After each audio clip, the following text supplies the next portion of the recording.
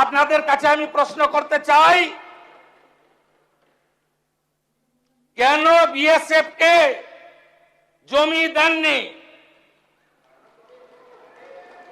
কেন জমি দেননি আপনি? কোথায় কোথায় বিএসএফ কে এইখান থেকে দাঁড়িয়ে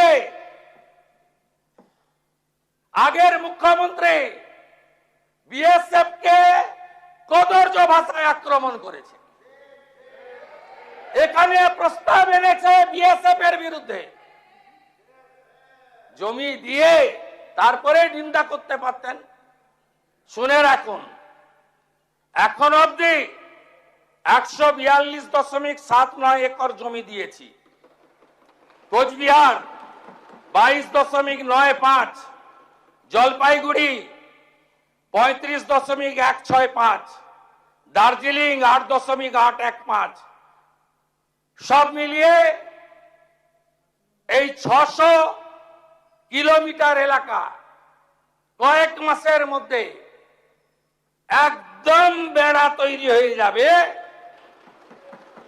তার আগে যারা পালাতে চান পালিয়ে যান। আমার ডাকে সাড়া দিয়ে হাকিমপুর দিয়ে অনেকেই পালিয়েছে।